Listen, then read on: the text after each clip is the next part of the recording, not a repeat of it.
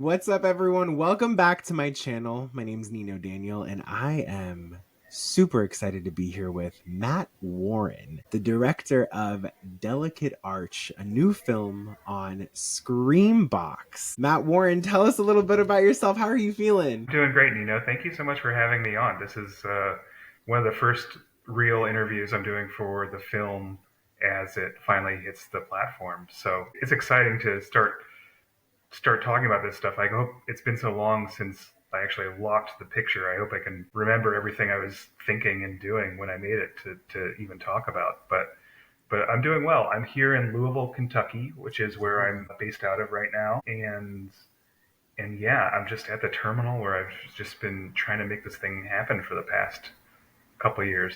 Eager to get into it. Thank you. Honestly, like for both of us having this be our first, this being my first solo interview, I'm just very honored and super excited to get into the film. I got the screener from Screenbox and Cineverse and you and your wonderful team, and it was just like this was a really well thought out film.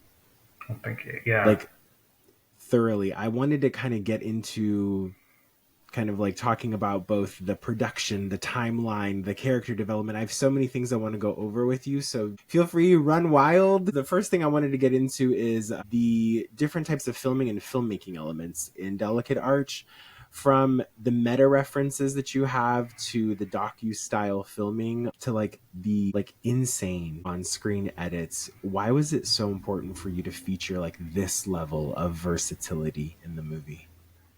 yeah. Well, I wish I could say there was something strategic um, about it, but it was really just all dictated by the story and the ways the story sort of interacts on different levels of reality and basically how those levels of reality are represented through different film formats. So, in our movie, which is a very sort of metaphysical and um, self-referential, it kind of exists on what we call like the alpha reality, the beta reality, and the zeta reality, and You got all these levels. yeah, and so it's a little bit of, even in addition to a creative writing exercise, sort of a math problem to figure out.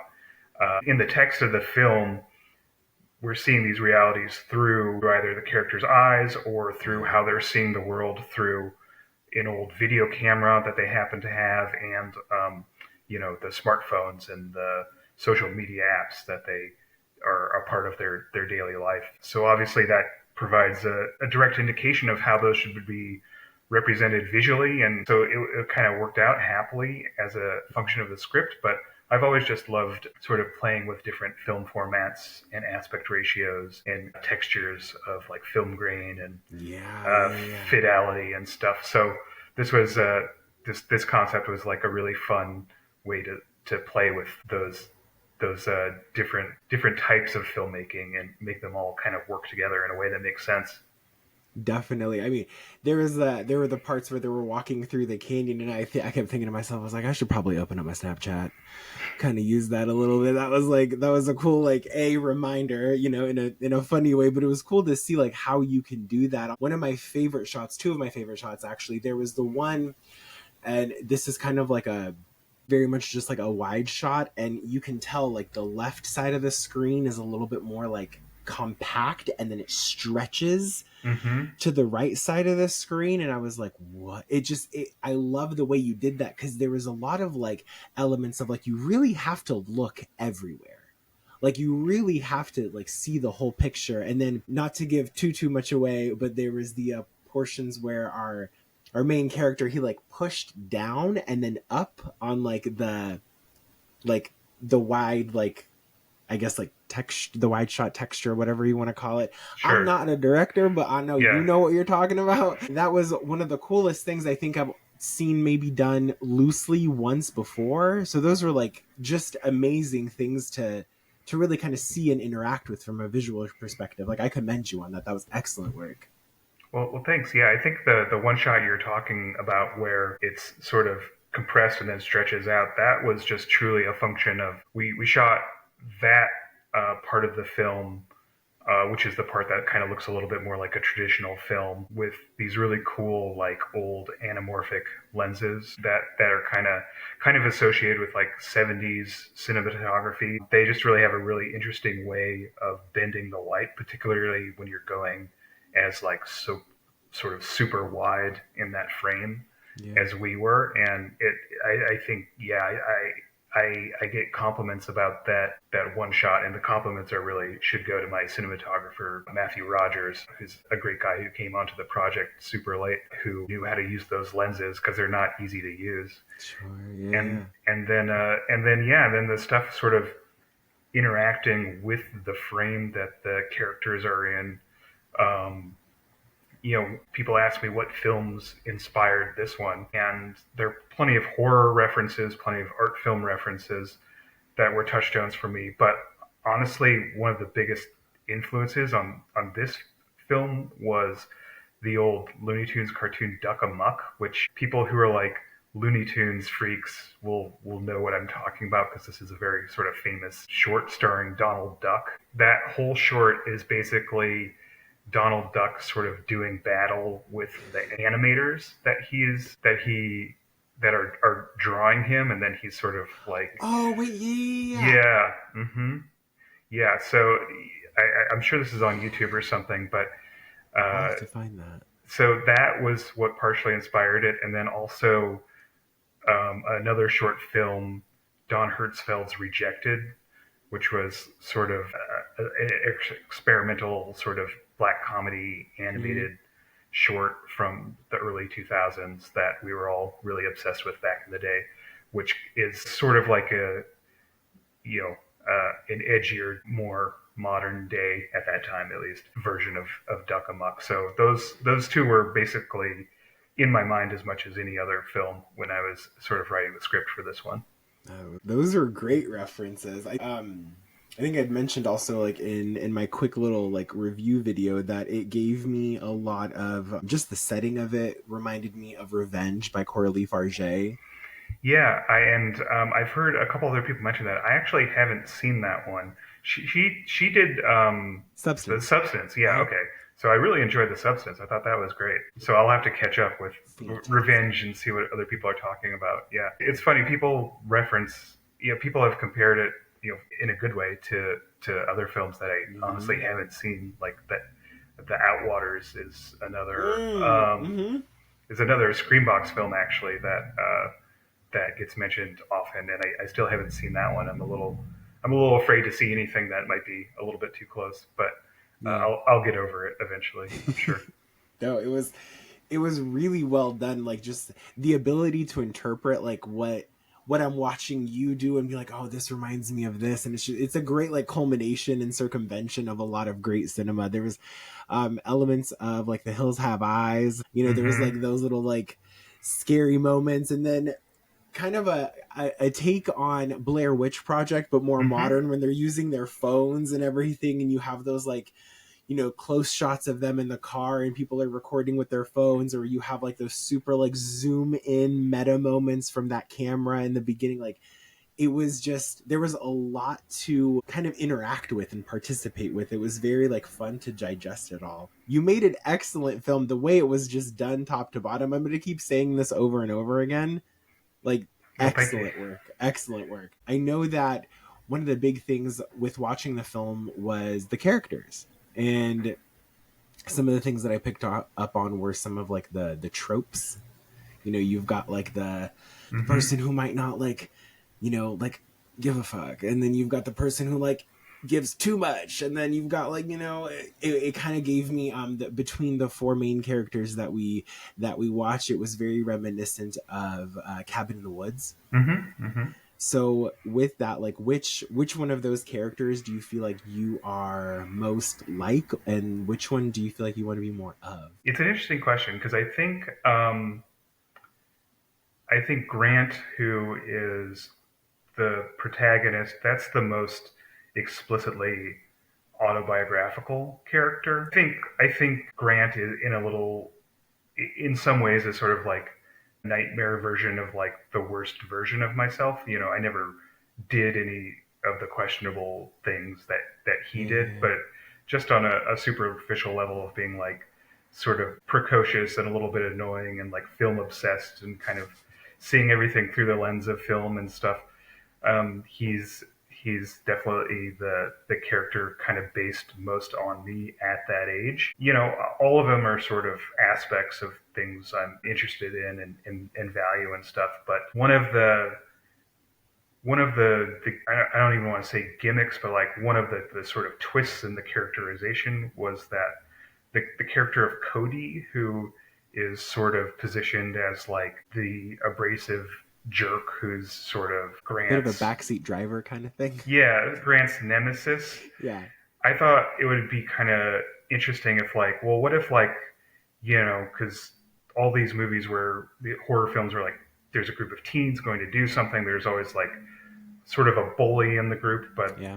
I thought like, what if you sort of wrote it so that like the bully in the group was actually like the most correct person in terms of their values and their Yeah. perspectives, and it just kind of their attitude is a little obnoxious. So even though it may sound weird, I aspire to be more like Cody in my life because I think he has the correct Yes. perspective on the Yeah. world. And Kevin Boulder, who played that part, I just love. He was like one of the first folks I found through Craigslist actually when I was doing sort of just a quick like Zoom read of the screenplay to see how it sounded, Hmm. and I found him for that character of Cody then, and he stayed in my mind just as that character all the way through conventional casting and through the production of the film and everything. So yeah, I think Grant is the most like me. Cody is sort of who I aspire to be, but hopefully with a little bit better of an attitude. Oh yeah. That's you bring up a pretty cool like almost like antithesis dichotomy to this because I think when there's like a bully in the film in any horror, we're like, all right, that's the first person gone. Like that's the person I want out. I know who my main boy or my main girl is. Like I know who like my final people are, but that's an interesting take to make them the most correct. And maybe in some ways in other horror films it's done so and we just don't see it because Hmm. we're like, nah, that person's an asshole. Like Yeah. get him out of here, Mr. Killer. Like it was a good take on it. Yeah, I mean, I find when I rewatch the movie more and more, I'm just more on Cody's side, just because, you know, if Yeah. if they cared about the things Cody cared about, the world would be certainly their lives would be in a better spot. He spoke pretty like intuitively of his take on the world. Again, I don't want to give too much away, but there's a good development storyline that Cody has, and there's parts where I'm like, I kind of want to see more of him. Like, Hmm. I also know in the throughout the film, you have a lot of references to like aliens, ghosts, portals, all of those things. Which idea was first, and then how did you know that you were sort of like at the end of that with the ideas of the references of different things? Yeah, I think there's a part in the film where their reality is breaking down and they're just being sort of assaulted on all sides. And Yep. the goal in writing that was just like, I think with a lot of, less ambitious or less creative versions of this movie, it's like, okay, we meet these characters and it's a long build up and they go to a place and then something crazy is happening there. And then eventually you learn what the crazy thing is and what the rules are. Yeah. And the idea here was just like, what if it was every crazy thing that it could be in a film Yeah. like this at once? And obviously a lot of that is sort of inspired or is similar to Cabin in the Woods and sort of how that film is structured, and Very even that.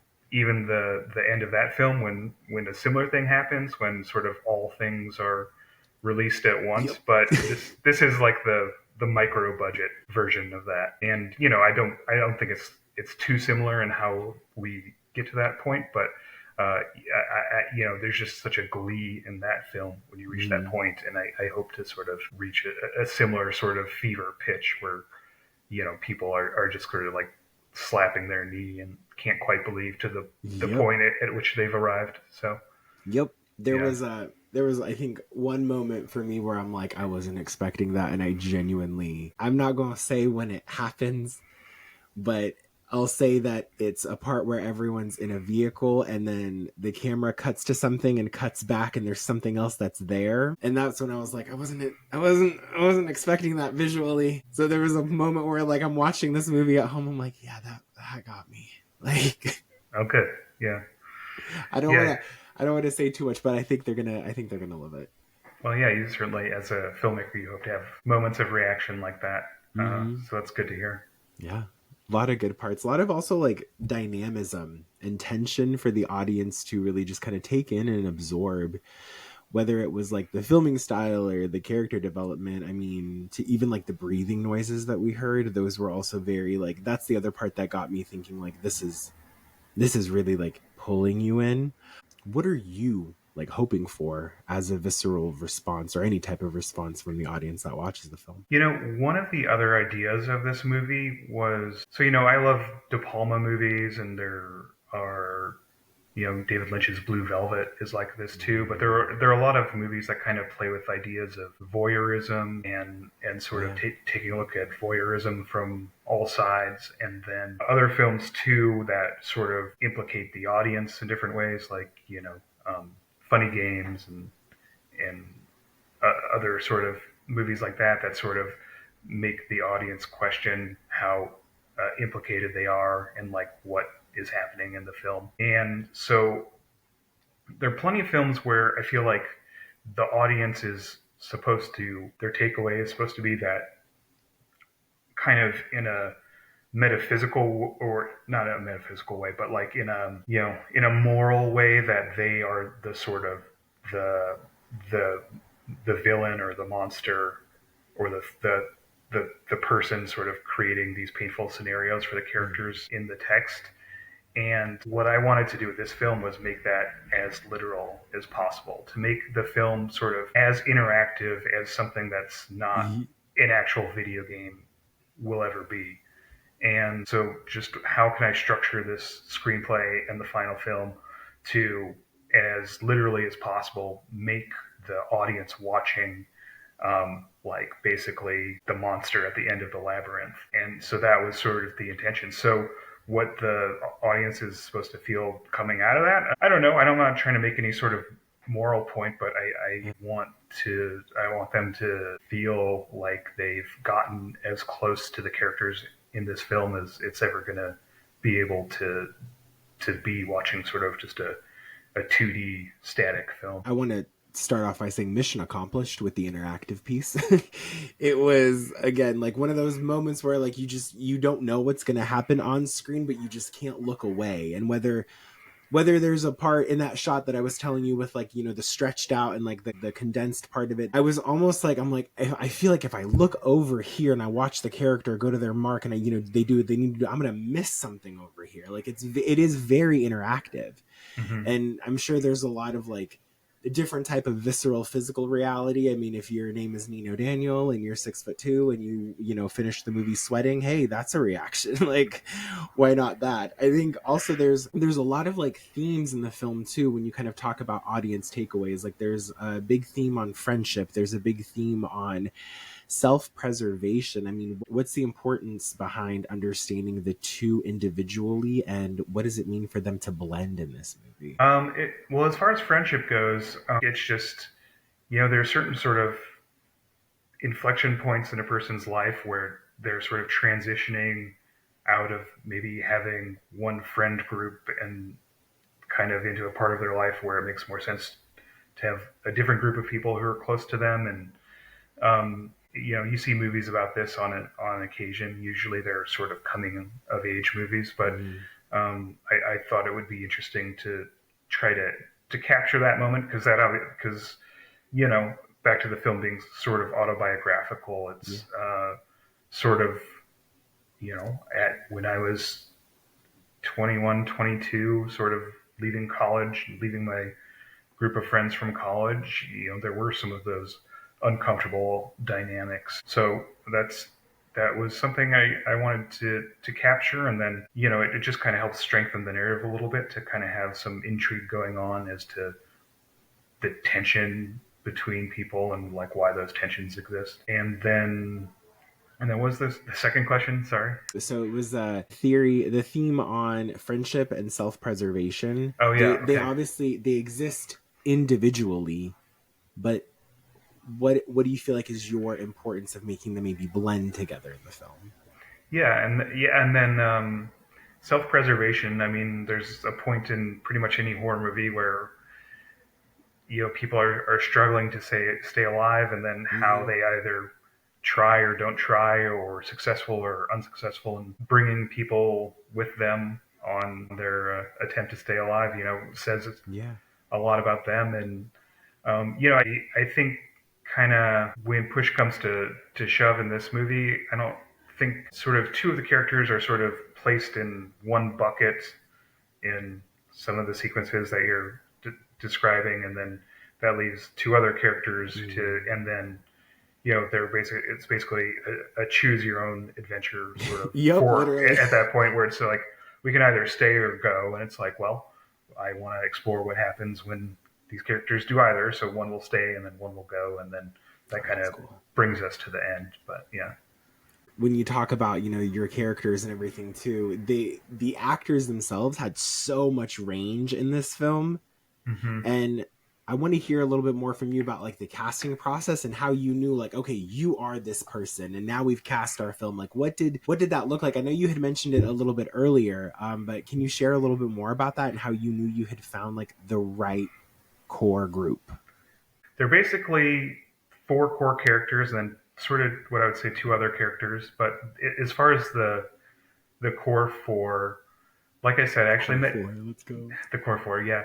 I found Kevin just once as I was before I was even sort of locking the script and just working with the script still. I just put a Craigslist ad up to try to find some actors to give it like a real actor Zoom read, Yeah. um, and to just see how it played. And he was a person I found through that. And then he pretty much always had that role as far as I was concerned, but we still brought him in when we did our like for real casting sessions. And our casting director on the film was Cara Sullivan with KSC, which is a casting company out in Los Angeles where we cast the film. And she was really great. I think Cara already knew Kelly and had brought Kelly in for a bunch of stuff. Kelly was sort of fast tracked into that role, and we had auditioned her. She seemed like the only person who was Kelly out of anyone we saw.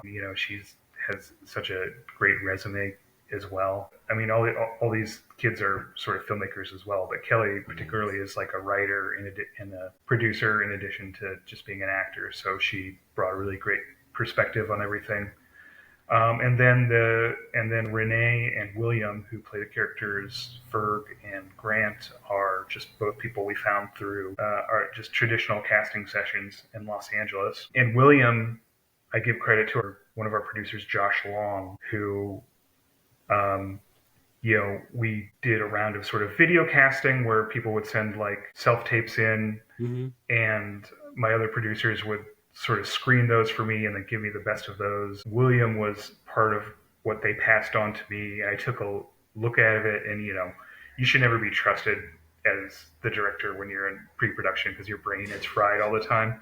Sure. So I think I went back to them and asked them to bring in a handful of people, not including William. And then Josh Long was like, take another look at William Leon, basically Yeah. basically being like, "Hey, you dummy! Like, take another look at this one." And I watched it again on another day where I was more fresh or in a better frame of mind. I'm like, "Oh Sure. yeah, this seems great." So all these people eventually come and do in-person auditions, and it was pretty clear that the folks we ended up with were the correct Oh yeah. core four. And it was all the better that they were such like nice people and like very very cool and easy to work with, in addition to being Oh yeah. the best options for all of those roles. I feel like we might need to get a different like because we have the Fantastic Four, Scream Six wise. We have the Core Four. Maybe this is like the Delicate Four. The delicate four, yeah. The Delicate Four. I think there's also for me too. There was one small character I feel like I don't want to neglect, and that is the camera angles themselves. Some of these shots almost like personified the camera into the villain. There's that part, I think, like somewhere towards the middle, maybe the halfway point, something like that, where our protagonist is looking into. Did you know that I can edit that out? Thank God. I'm going to ask Sure. that question one more time. So there I think, was. Go yeah. ahead, sorry. I was just gonna say, I think you should keep it. It's fun. Honestly, I just might. Hey, you know what? Real things happen. And this desk is. Shout out to Costco for giving me the smallest desk for my tall self as possible. But there's a part where the camera, like, almost chases our protagonist in one element. Was that, like, intentional to maybe bring a little bit of, like, personification to the camera angles? Was there specifics of, like, yes, there is an element of, like, making them the villain, the bad guy, whatever you want? Like, tell me a little bit about that. The most challenging thing was just like because yeah, there are definitely parts where the camera is pursuing the characters, 100%. um, and I had a vision for how I wanted that to look, but the challenge there was honestly just how to represent that in a screenplay and how to write it just with Mm-hmm. words in a way that would convey how I felt it should look visually. So that was probably the most heavily rewritten part of the script, not because I was trying to figure out what I wanted to happen, but just to figure out how to use prose to describe it. But yeah, that intention was always there. And there are parts when the camera is just as a character is just leaning back to sort of watch what the characters are doing, and then there's Oh, yeah. times where it's a little bit more aggressive and on its feet, Yeah. and kind of going after them. So yeah, that Yeah. was always part of the idea for it. You broke the fourth wall at one point. Yeah. That was, I had to like actually pause the movie and be like, did he? And then I looked and I was like, no, he did. Like, Are you talking at the very end where no, no, no, no, there's in the middle. oh in the In the middle? middle where Yeah. I think our protagonist was like, he said something, again, not to give too much away because I Oh want yeah. everybody to watch this, but he said something along the lines of, we're here. And it was a very meta statement. I was like, oh, that's cool. Like, Yeah. Well, I love as a movie viewer when I feel like unsafe in watching a movie, and not just because I'm scared, but like because like I find this happens with Tarantino movies a mm-hmm. lot for me because he's always so unconventional in the way he tells his stories. But I love it when I'm sitting and I'm sort of destabilized and I don't even quite know what I'm watching, or suddenly someone changes the rules of how I was even watching a movie out Yeah. from under me. And so I always appreciated that. It wasn't like I was specifically trying to create a moment like that in the film, but I think when you're a writer and a director, you're trying to make things that do the things you like in other movies. Yeah. So yeah, if hopefully that does feel like an unsafe moment for the audience. Oh, it did. Like I'll tell you. Yeah. Uh-huh. Home Yeah. Alone in the dead of night watching that. Yeah. No, definitely did. Thank you so much for that. Thank you for giving me a lot of things to talk about and make sure that I have like a bat by my bedside just in case. Like, not that it would help considering the different things that are brought up in the movie with like the different entities and stuff. I'm like, I don't know if holy water or a gun would help. Somewhere in that range, something's got to give. This is where I would have a fully charged phone, open my Snapchat, and just kind of be like, all right, we're finding something to end this thing. Yeah, that might be your best bet in that scenario. I love that you talk about the work that you put into everything and the thought process that goes behind it. I mean, you have a pretty insane history from working as a crew member on The Crow, Wicked Prayer to, curating Matt and Dave Are So Depressed. Like, what are some unexpected positives and, lessons you learned? I think The Crow Wicked Prayer, which for people who are wondering is the fourth Crow movie, the third sort of direct to DVD by that point, Crow sequel. That was like one of the first kind of real Hollywood sets I worked on that kind of came to Salt Lake City where I was living at the time while I was in college. So that was a lot of fun. Every crew person on that movie talked about how fucked up the production was and like how insane it was. It was a really sort of troubled production at least according to those guys. And I didn't have anything really to base it off of because it was kind of the first movie set I ever worked on. And, surprise, surprise, I feel like the Crow might have a history of having troubled on-set stuff. Yeah, Um, maybe, I don't know. well, it's funny. One of the producers, and you can look up like who these guys are online. But I Hmm. remember one day just sort of being a fly in the wall while this guy was like screaming into a cell phone about some sort of production difficulty. I don't know if they like misscheduled someone or they lost a location or something, but he said something to the effect of like, "I've worked on 4 Crow movies, and this is the worst thing that's ever happened on any of them." And I was like, "Are you? I can think of one other Is it thing." you that's the problem, sir? Like, Well, I was like, not to be crass, but it's like, didn't you like kill your like lead actor in the first one? That seems like it was worse than whatever you're mad about right now. it's not funny, but it's just contextually it's funny. Like, Yeah, and then after college, I went to LA and basically did the whole starving artist thing out there for a while, and then worked on a bunch of strange stuff, largely in the digital content space, a lot of unscripted sort of web content. And then Matt and Dave Are So Depressed was my first kind of real thing that I directed that had the backing of anything semi-legitimate, which was this company Mighty M Channel that did a lot of the early web video web series stuff. mhm. And that was, again, that was another sort of semi-autobiographical black comedy type thing that I co-created with this guy Dave Zareff, who was my old roommate, and that's sort of a darkly fictionalized version of our lives when roommates together. Luckily, we've both gone on to have some success. I was able to make this film, and then Dave recently won the Nichols Fellowship for another script of his. Oh. So yeah, we're doing well now. But yeah, if you want to see like a funny version of when we were doing bad, that's a good one to check out. And then yeah, for the last decade, I was working at Film Independent in Los Angeles, which is this nonprofit arts organization that supports independent filmmakers. And if people know them, it's probably because they produce the Independent Spirit Awards each year. So I worked at the Independent Spirit Awards slash Film Independent for about a decade. That's where I was able to sort of further my education as an independent filmmaker and like figure out how to like actually do this stuff. And then finally getting serious about making this movie was the culmination of all that sort of knowledge and those contacts that I made over that decade working there. Amazing.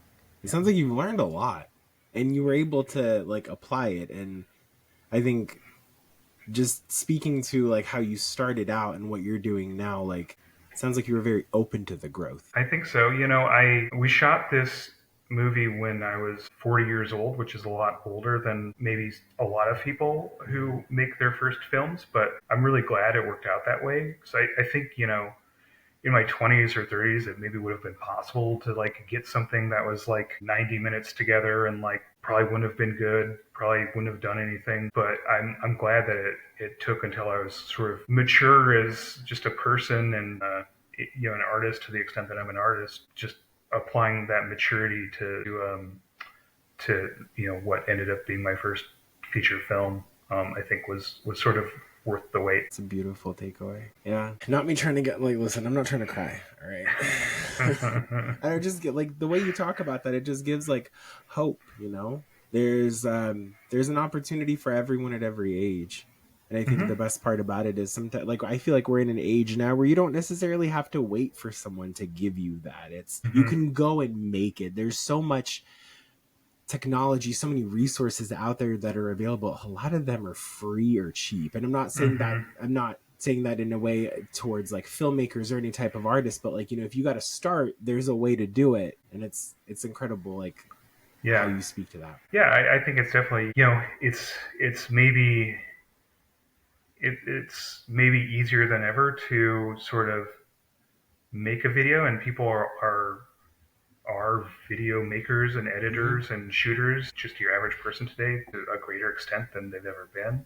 But I think there's still the same percentage of people who actually have talent and have ideas. So, in one regard, you're competing with a lot more people, and in another regard, you're still playing in the same pool that people have always played in when they're trying to do something artistic. But yeah, I think if you find the right idea and the right way to tell it, it can be a lot of fun.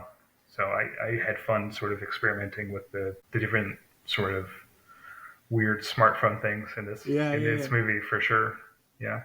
Those were fun. Those were fun, like to watch and again interact with. There were a lot of great things in this. The whole film, in my opinion, absolutely amazing.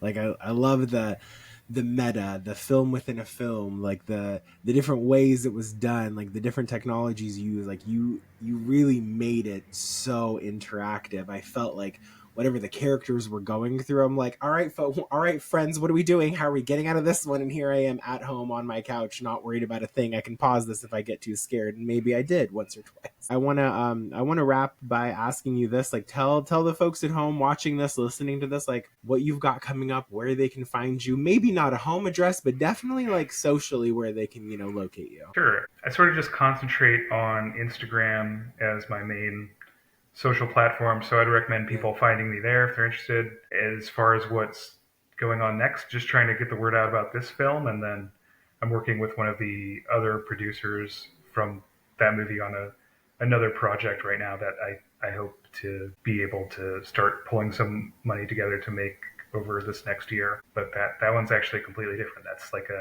a very nice, like, romantic comedy with an emphasis on the comedy. I'd like to sort of make a bunch of different kinds of movies over the course of my career, knock on wood, and I'm itching to do a comedy next. I feel like a horror and comedy are almost like in tandem in kind of a way, right? Like Yeah, there's I think there's always been that relationship between the yeah. two noted. Yeah. Hopefully some of the things I developed on this project will pour on over to that next project, Oh, for sure. and then, you know, uh, I'll be talking about that one in a couple years. Absolutely. I hope so. I'm happy to have you back whenever. This was amazing. Thank you for making this such an incredible first interview experience. I'll put all of the contact stuff for your socials in the notes. Ladies and gents watching this, big shout out to Matt Warren. Delicate Arch is on Screambox as of February 11th, 2025. Take a look. It's an incredible film, beautiful cast, well done. I can't say enough about it. Wonderful work, truly. Thank you, Nino. I really appreciate it. Thank you for having me on. Absolutely. All right, we're gonna head out, but y'all be good, be safe, and if you're driving, like, don't, but like, do it safely. Okay, bye.